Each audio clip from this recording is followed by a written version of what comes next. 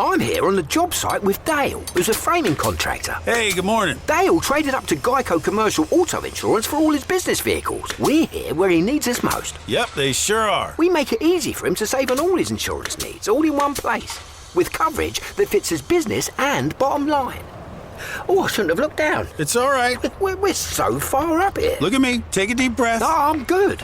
So good. Get a commercial auto insurance quote today at geico.com and see how much you could save. Get more with Geico. Bienvenidos a La Mente y sus cicatrices. Soy Pablo de Lorenzo, psicólogo experto en trauma y acoso. Hoy tenemos un episodio entre temporadas que llevo mucho tiempo queriendo preparar, que me parece muy interesante y que trata sobre los timos y los fraudes que utilizan la emotividad, el afecto humano como gancho principalmente. Y para ello vamos a hablar de varios timos. Entre ellos van a estar el timo de la estampita, el timo del sexting que luego meten policía, ya lo explicaré mejor. También explicaré el timo o la estafa de la clonación de voz, que se ha vuelto muy famosa recientemente. Explicaremos también un timo, una estafa afectiva que fue bastante famosa y creo que se sigue dando, aunque con otros destinos, que era el timo del americano en Afganistán. Ahora Estados Unidos ya no está en Afganistán, por lo que tendrían que buscar otros destinos. Para empezar, vamos a ir a por el fraude de simulación de voz utilizando inteligencia artificial. Esta es una estafa que ha ganado bastante notoriedad con el avance de la tecnología, especialmente en el ámbito de lo que llaman el deepfake de voz o la clonación de voz a nivel más profundo, es decir, que cojan tu voz y la voz reproduce el texto que ellos quieren con las inflexiones que quieren y prácticamente eres tú. En este engaño, los estafadores replican la voz de una persona usando grabaciones que se obtienen a través de redes sociales, vídeos públicos o mensajes de voz para engañar a familiares o amigos cercanos. El objetivo principal es manipular emocionalmente a las víctimas para que entreguen dinero o información sensible, como cuentas bancarias, por ejemplo. A continuación, vamos a explicar un poco cómo se lleva a cabo este fraude y cómo las trampas emocionales contribuyen a que sea tan eficaz. La primera parte de este fraude tiene que ser la obtención de la voz. Tiene que conseguir crear la voz de la víctima. La clonación de la voz va a aparecer cuando los estafadores empleen herramientas avanzadas de inteligencia artificial para replicar la voz de esa persona. Con solo unos minutos de grabación, no hace falta más. Estas grabaciones pueden ser extraídos, como hemos dicho, de YouTube, de redes sociales, WhatsApp, mensajes de voz. Y una vez hecho esto, preparan el ataque. Una vez clonada la voz, los estafadores planifican su estrategia. Suelen apuntar a familiares cercanos o amigos íntimos, ya que estos están más predispuestos a ser engañados debido a la confianza y afecto que tienen con la víctima cuya voz ha sido replicada. Y es lo último que se esperan, que sea un clon. Una vez preparado el contacto y preparado el clon de voz, pasaríamos a la llamada de emergencia. Se daría lugar una llamada falsa utilizando la voz clonada, en la que el estafador llama o envía un mensaje de audio a un familiar, amigo cercano, y esta llamada suele ocurrir en un momento inesperado para evitar que la víctima cuestione su autenticidad, es decir, la persona estafada. Se intenta utilizar el factor sorpresa. Se utiliza un escenario de emergencia en el que el estafador simula una situación de real emergencia para crear una urgencia emocional en la víctima, en la persona que va a ser estafada. Por ejemplo, podría afirmar que la persona, cuya voz está siendo clonada, ha sido secuestrada, ha tenido un accidente grave o está enfrentando un problema legal serio, de carácter importante. Estas situaciones están diseñadas para generar miedo y provocar una reacción de protección hacia el ser querido.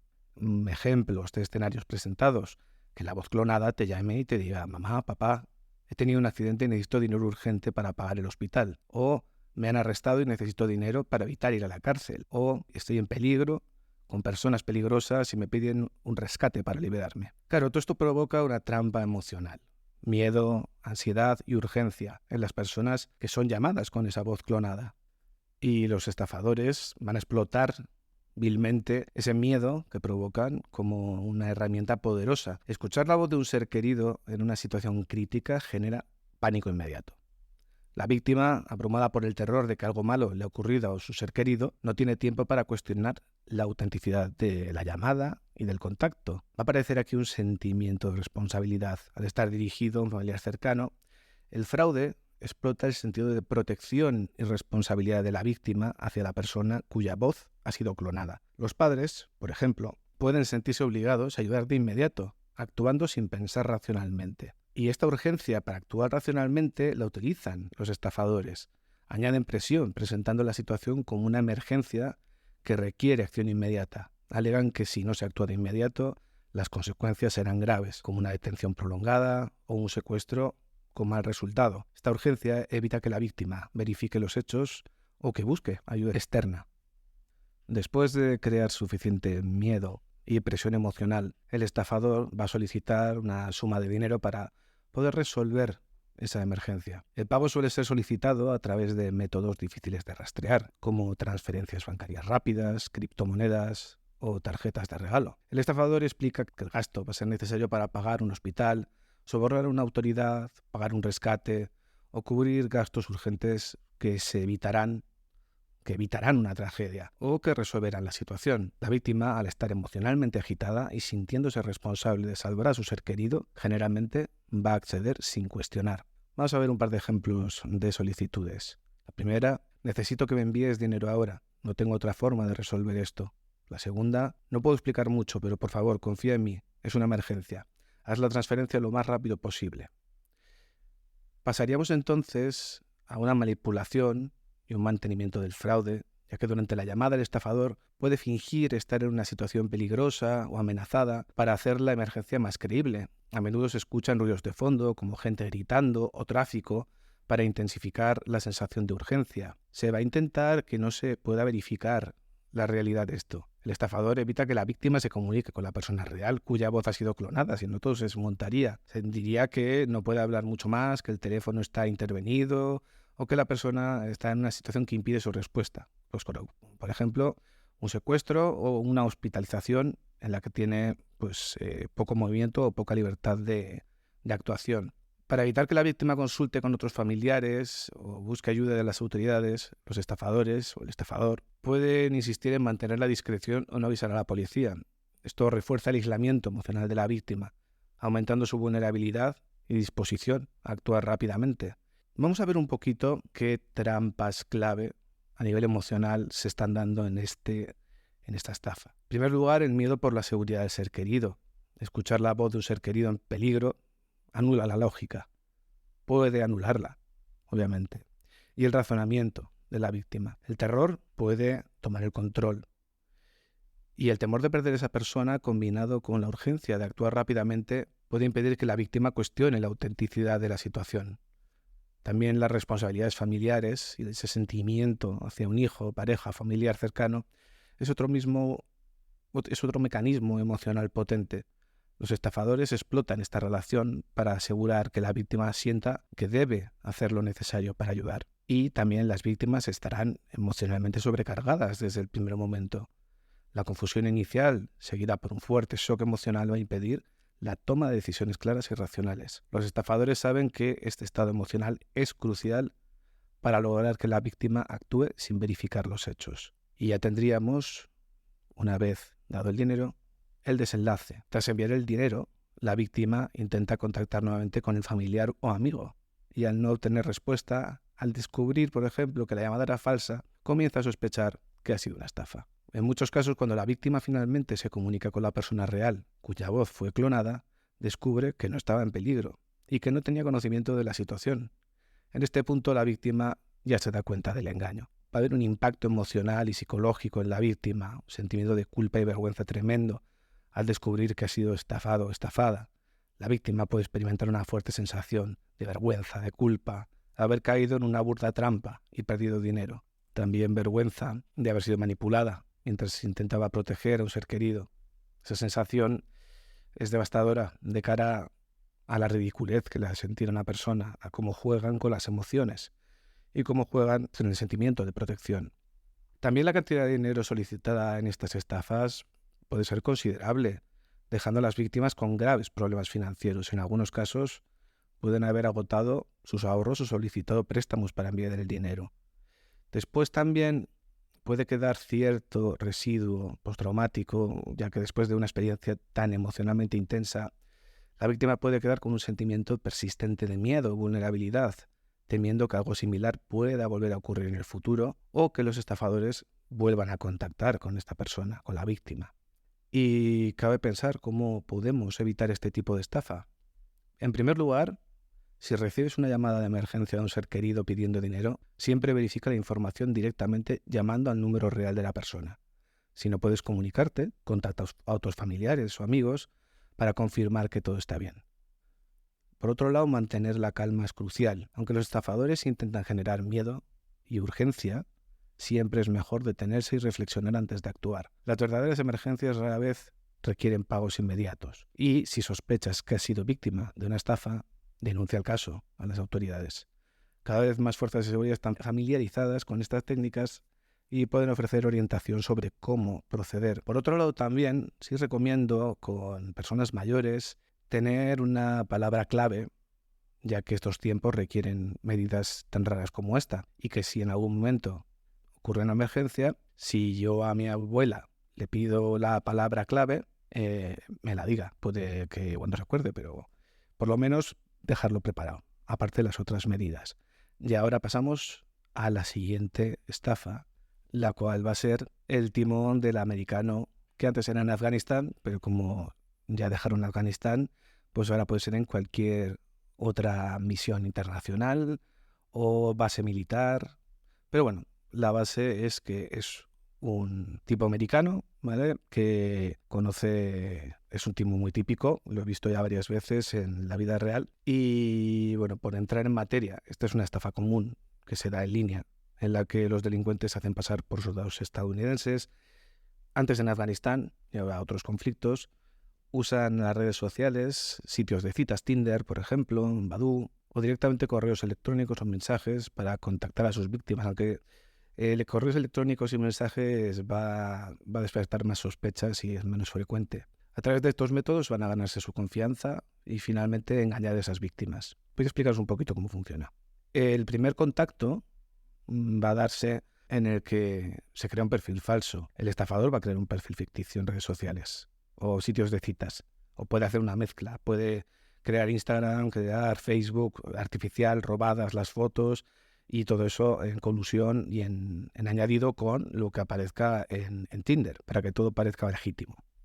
Va a usar fotos robadas de soldados reales. Generalmente el perfil parece ser de un joven atractivo en uniforme militar y además nos va a contar una historia conmovedora. Se presenta como un soldado estadounidense en donde sea, o en una misión militar, diciendo que está solo, lejos de casa y buscando una conexión para sobrellevar la soledad. Quiere decir que este timo está principalmente orientado a mujeres.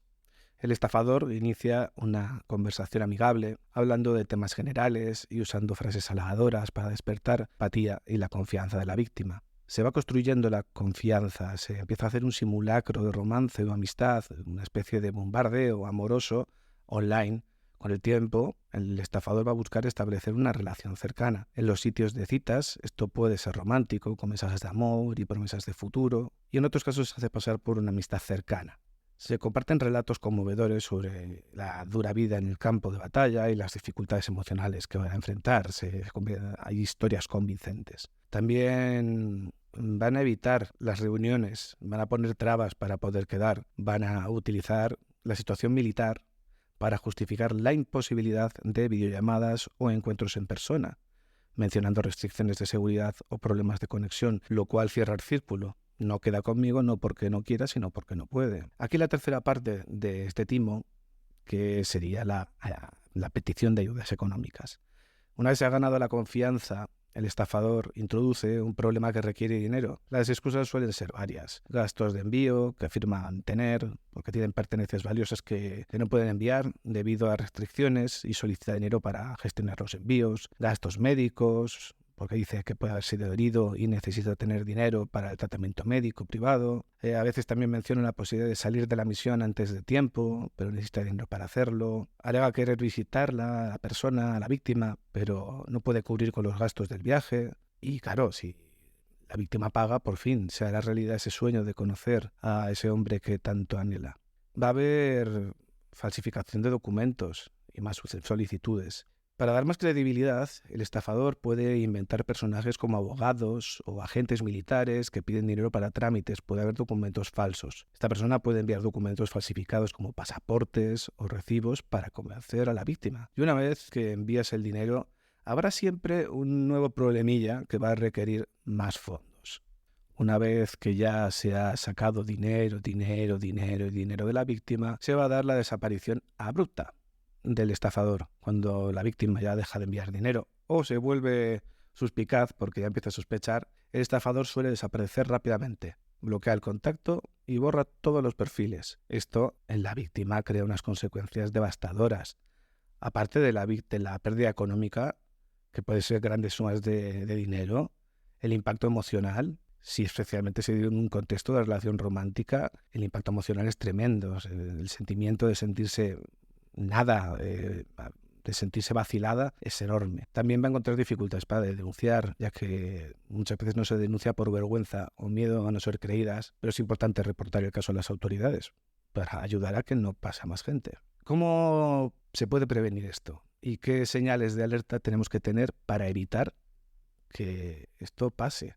En primer lugar, darnos cuenta de que si alguien parece demasiado perfecto y busca construir una relación intensa rápidamente, es una señal de alerta, sobre todo si no lo conocíamos de antes y sobre todo si es de Internet. También es una señal de alerta si la persona tiene una excusa siempre para no verse en persona o no realizar videollamadas. Podría ser una estafa. También cualquier pedido de dinero, especialmente de alguien que no has conocido en persona, es una señal clara de posible fraude. Y los terceros falsos. La implicación de abogados u otros personajes es una técnica común para hacer que la estafa parezca más real. Teniendo un poco en cuenta ciertas medidas de precaución, será menos probable que esto nos pueda pasar o pueda pasar a las personas que queremos. Pero es solo una de las muchas estafas románticas que explotan la vulnerabilidad emocional de las personas. Esto puede pasar a hombres y a mujeres, pero en los casos de cuando pasa a hombres suelen ser actores diferentes y suele ser montado de una manera un poco distinta. El siguiente tema del que vamos a hablar va a ser del famoso timo de la estampita. Aunque es una estafa clásica, muchísimas personas no saben realmente cómo es, pero estuve mirando un poco y bueno, es interesante, ya que utiliza diversas emociones bajas emociones que tenemos los seres humanos para llevarla a cabo. El timo de la estampita va a ser una estafa clásica que utiliza engaño y manipulación emocional para aprovecharse de la ingenuidad, codicia o empatía de las víctimas. Los estafadores montan una pequeña obra teatral con varios personajes para confundir y ganar la confianza de la víctima. Aquí vamos a ver cómo funciona. Va a haber un encuentro inicial, la víctima y el estafador que pretende parecer inocente. El escenario suele ser un sitio donde el estafador elige a la víctima, que suele ser alguien ingenuo, mayor o poco conocedor de temas financieros, y lo selecciona y elige en un lugar público. El inocente, entre comillas, va a ser un estafador que se hace pasar por una persona simple o con alguna discapacidad intelectual y muestra algo que parece valioso, como billetes o pagarés, que en realidad es un papel de sin valor, y dice que no sabe qué hacer con ello. Vamos, como que se ha encontrado una bolsa con un montón de dinero y considera que son estampitas y que no vale nada. Van a atraer la atención de la víctima. Después, el falso inocente, actúa de manera que despierta la compasión de nuestra víctima, que empieza a ver al inocente como alguien vulnerable y siente que puede aprovechar la situación en su propio beneficio. Va a haber una ingenuidad fingida del inocente, del estafador.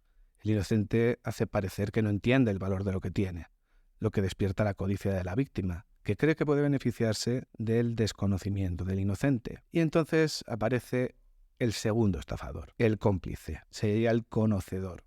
Este segundo estafador aparece y se presenta como alguien astuto y experimentado. Explica a la víctima que las estampitas o pagarés tienen un gran valor, usando términos financieros para hacer la historia más creíble. Entonces se va a simular sorpresa y engaño. El cómplice hace que la víctima crea que el inocente no se da cuenta del valor real de lo que posee y lo convence de que puede beneficiarse de la situación. Las trampas emocionales que se aprovechan aquí son la codicia y la empatía.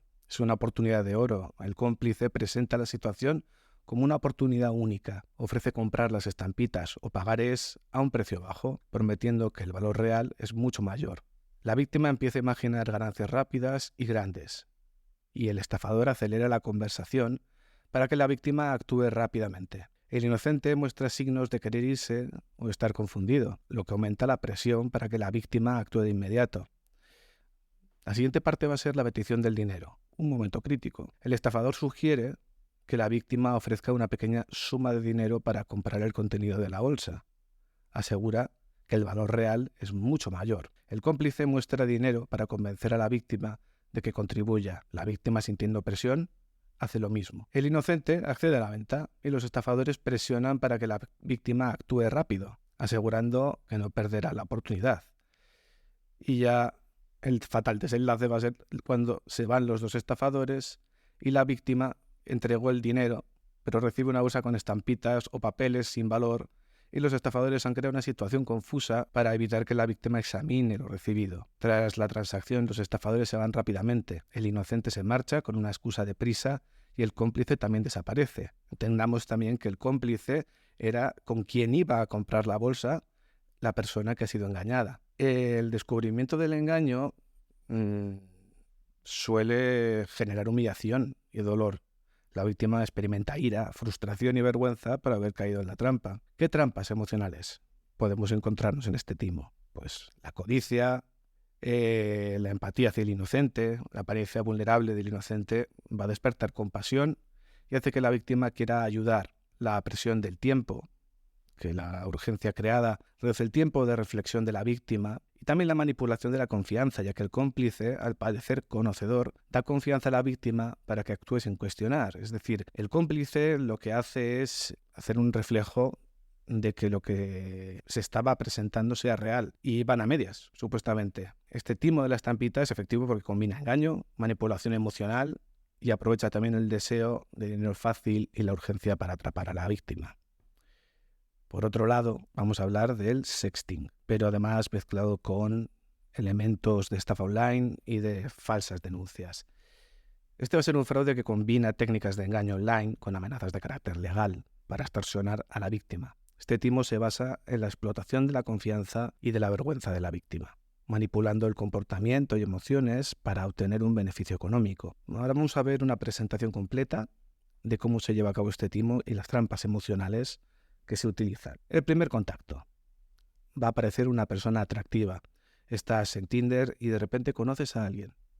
Te da el match o lo conoces a través de Instagram o lo que sea. El estafador, que se hará pasar por una mujer atractiva, por ejemplo, va a comenzar contactando con la víctima a través de plataformas de redes sociales, aplicaciones de citas o foros de chat. Se hace pasar por una mujer atractiva, a menudo utilizando fotos de modelos o imágenes que aparentan ser una persona real. Después se va a dar el sexting. Después de entablar una conversación y ganar la confianza, el estafador incita a mantener una conversación de carácter íntimo, que sería el sexting. La víctima, atraída por la apariencia y el comportamiento seductor del estafador, participa en esta conversación compartiendo imágenes o mensajes incluso de contenido sexual. Lo importante también son las imágenes. Y entramos en la trampa de la imagen. Durante el sexting, el estafador guarda copias de las imágenes y mensajes enviados por la víctima. Estas pruebas se utilizan posteriormente para chantajear a la víctima.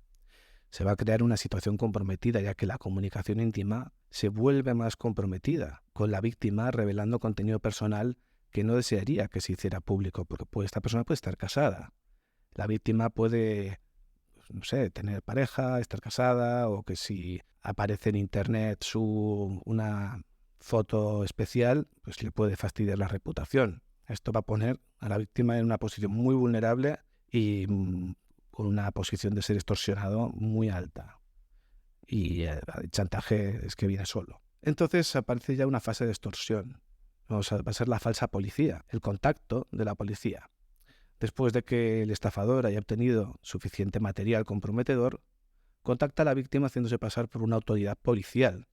Puede hacerlo a través de una llamada telefónica, un mensaje de texto o un correo electrónico, fingiendo ser un agente de la ley que está investigando un caso de contenido ilegal. La amenaza de consecuencias legales va a ser importante, ya que la falsa autoridad informa de que a la víctima que su material íntimo ha han sido compartidos sin su consentimiento y que pueden enfrentarse a serias consecuencias legales, como denuncias por exhibicionismo o distribución de contenido ilegal. Para evitar enfrentarse a los problemas legales y la posible divulgación del contenido comprometedor, la policía exige un pago inmediato. La cantidad solicitada suele ser significativa, pero el estafador la presenta como una multa o un pago para cerrar el caso de manera discreta. ¿Cuáles van a ser las trampas emocionales y la manipulación que hay aquí? En primer lugar, la vergüenza va a mover a que la víctima intente que ese contenido comprometedor no llegue a ninguna parte.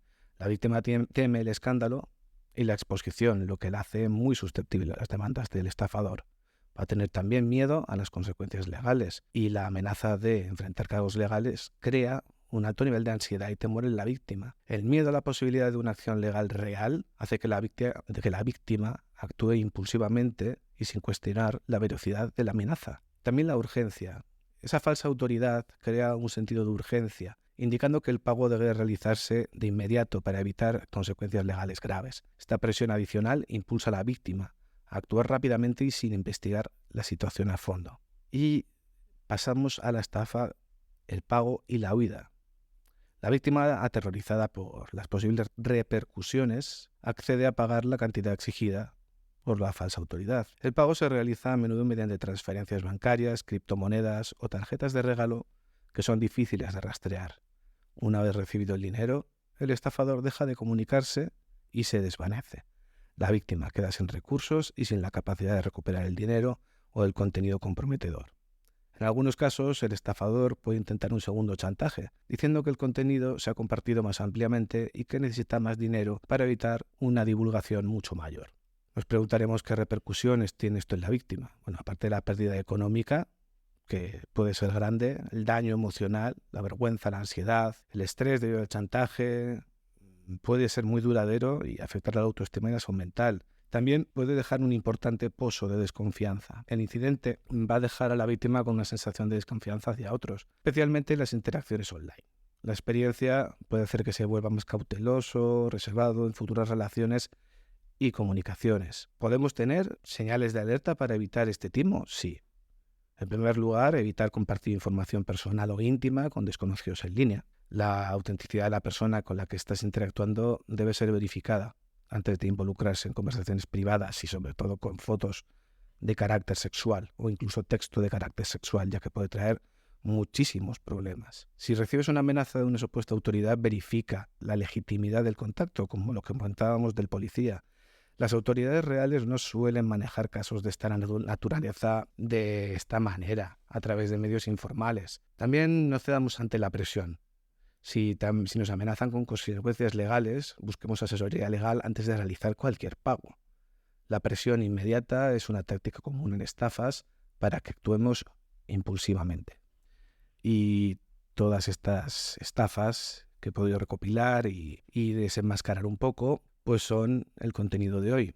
Espero que os hayan gustado. Recordaros que si queréis hacer cualquier sugerencia o petición, podéis escribir a lamenteysuscicatrices@gmail.com. Hasta aquí llega el contenido de hoy y nos vemos en el próximo episodio. Lowe's has the Labor Day deals you need to give your home a new look. Buy one, get one free select interior paint via Visa gift card rebate. Then, add the final touch with 2 for $8 on select 2.5 or 3-quart mums. Refresh your home and save big while doing it. Lowe's, we help, you save. Valid through 9/3. Mums offer in-store only. Selection varies by location. While supplies last. More terms and restrictions apply. See Lowe's.com/rebates for details.